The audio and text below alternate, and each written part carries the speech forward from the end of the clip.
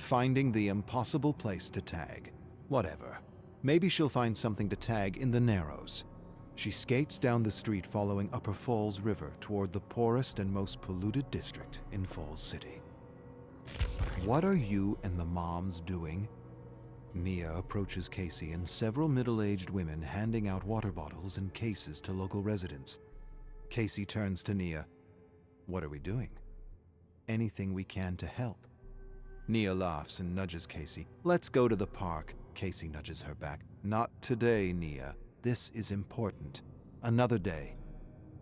Nia watches Casey and the other women handing out water to the poor. How many kids at home? 3? Okay, here's a dozen bottles. 4? Okay, take an extra container. When is our water going to be safe? Oh, the hell if I know. Is it dangerous to shower? To do the laundry? How bad is the water? Pretty bad. The water is killing our children. We need a center to treat the poisoned. Nia listens to all the talk with horror and disbelief. She's never really had to think about something as basic and essential as water. And now, she's thinking about water. Polluted water. And the poor in her city. They're saying it's the worst case of Minamata disease in the country. She doesn't know what that is. Minamata. But it sounds bad. Real bad. What's Minamata?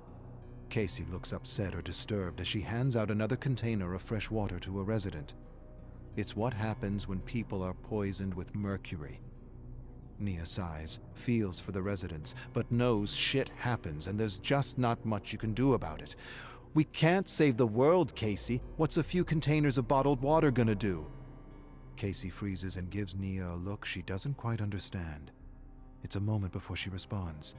Yeah, well, maybe we can't save the world, Nia, but we can sure as hell make it a little bit better, and that's good enough for me. Can't save the world, but we can make it a little better, and that's good enough for me. Nia thought about Casey's response the entire night as she researched the horrors of the Minamata disease. Deterioration of motor skills, walking and speaking degenerate, random convulsions, paralysis, children born with twisted limbs, all permanent side effects of mercury poison. Mayor cut a deal with a beverage company. They rerouted good, healthy water from a clean lake for a bottled water facility that bought the rights to the water and connected the Narrows to the old river system. They thought no one would notice. They thought it wouldn't be that bad. They thought wrong. When mothers began losing their unborn children and everyone began to lose their hair, 50,000 residents began to notice. They noticed. They complained. But no one did a thing. Business as usual. Nia takes a deep breath and releases it slowly. She's never really had to think about water, and now that's all she's thinking about. Come see this creepy abandoned factory I just tagged. Casey shrugs. I have no time for your ego. Ego? What are you talking about? Casey shakes her head. Big deal, Nia. Your name on a ruined wall or whatever. Who cares? Why not stand for something? Say something. All that time and energy just to say you tagged a scary place? Whoopee, big fucking deal. Nia scrunches her face. She feels under attack. What's going on with you? Casey shrugs. I don't know. If you'd at least piss off a tyrant, you would have done something with your art, if that's what you want to call it. Nia doesn't say anything. She doesn't know what to say. She takes her board and heads down to the Narrows. She stares at the overgrown and abandoned factories lining the river. They came, they profited, they left. It's so stupid and it's so simple. You poison the water, you die. No money or power or law will change that. The Zyder production mill. That's where I'll do it. They dumped crap in the river for years, destroying the camping and fishing industry all over the country. 20 years later, the Narrows dies a slow, agonizing death, and there's no justice, and there probably never will be. There isn't even an investigation or a hospital or a center to treat the poisoned.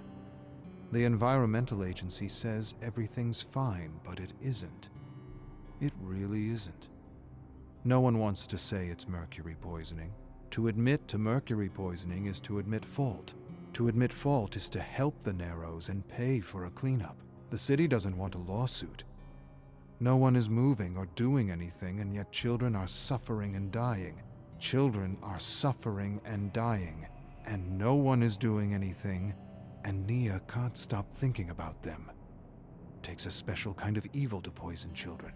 Something about the whole thing makes her want to get involved. Real involved, like her friend Casey. Maybe she should tag those so-called public servants who only serve themselves. Nia skates to the side wall of the bottling factory. They make glass and plastic bottles for fresh water and dump their chemicals and poisons in the river. How fucking stupid is this place? How stupid is the city and that bastard of a mayor to allow such a thing? She searches for the perfect spot, the perfect surface to tag. She sees a spot high up in the open. That should annoy them. She sneaks to the front door, sees a camera, spray paints the lens of the camera, begins to tag the wall. They poison water to provide bottles for good water. Absurd, ridiculous, unbelievable. Nia finishes her good work with time and paint to spare. She searches the premises and finds a large white garage door.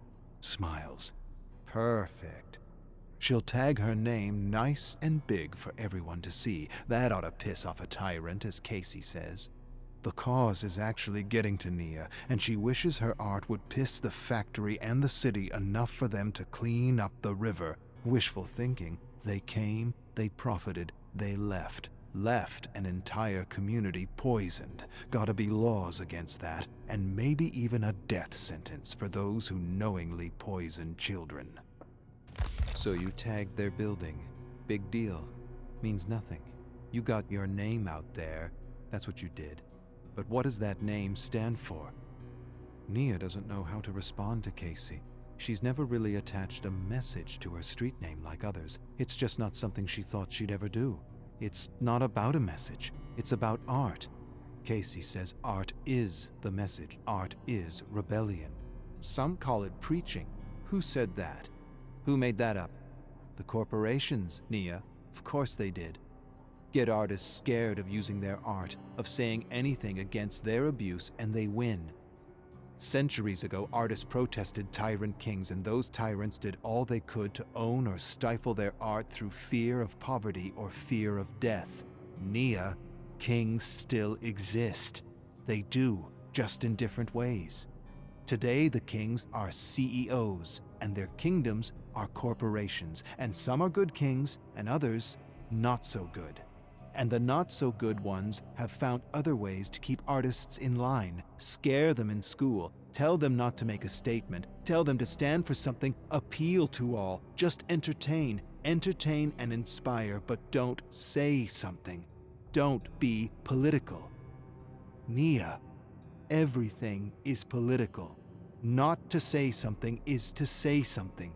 Turning your back and ignoring corruption is a choice, a political choice of indifference. Nia sighs. She doesn't know. She's not sure. She's never really done it before like the others. It's always kind of rubbed her the wrong way. Casey scoffs at her tag. Stand up for something or stand for nothing. Your choice as an artist. Your political choice. Come with me. Casey jumps on her board and leads Nia into the Narrows. She leads her to a home where a father helps his son eat food in his bed. He's only 11. Never had a chance.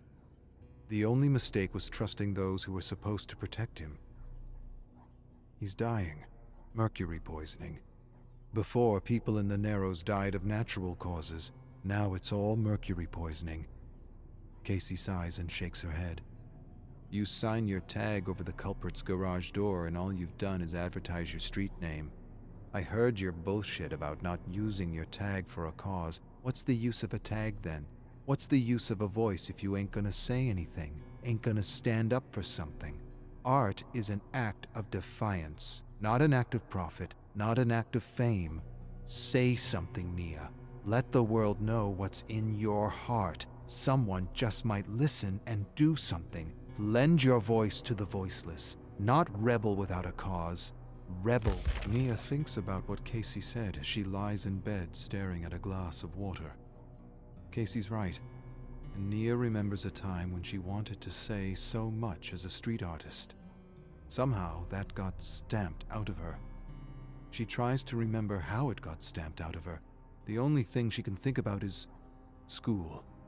No messages, no politics, nothing. Just inspire and entertain. Yet corporations have messages in politics. Politics of selling. She remembers being told not to use art for politics. Yet who does that benefit? Kings.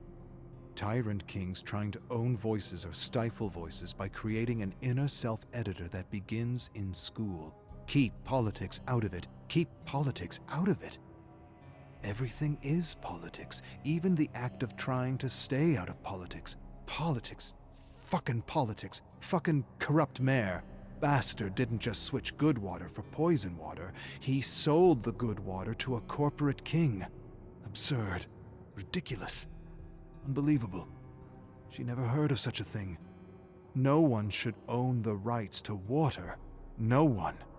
Water belongs to everyone, to all living things. Nia stares at a spray paint can on her dresser. She thinks of something to say. Something to make people stop and take notice. For the first time in a long time, she doesn't care if it's a message or a political statement. Screw her high school art teacher who made her feel insecure about making statements with her creations. Water is health. Water is strength. Water is a human right. Water is a human right. A basic human right. Nia is amazed at how many poor communities shower, bathe, cook, and do their laundry in poison water because a few kings bought the rights to their good water.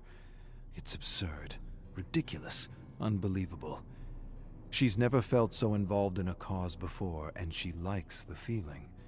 Possibly her first cause since school tried to stifle her voice with fear of making mistakes, of saying something, of having a message, of going against the corporate dream. Not the American dream, the corporate dream. Nia surfs the net and reads about the kings and their scramble for fresh water all over the world. She's happy to read it's not going so well. In every country where these tyrant kings tried to own fresh water, they were kicked out by the people. Yet these stories are difficult to find. Kings losing battles to peasants is rarely breaking news or news at all. Almost like the kings want to make sure no one gets inspired to fight against them as they desperately scramble to buy up all the water they didn't poison. They want it all. They want to sell it, and they don't want peasants getting in their way. Water is everything. Owning water is like owning life. Owning water is deciding who lives or dies. And that's what the kings and the mayor did in Falls City. They condemned and poisoned an entire community and did nothing to help them. And did nothing.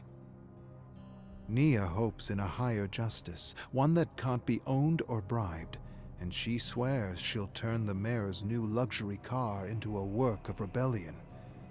Can't change the world, but you can make it a little bit better. A little bit better. That's enough for her.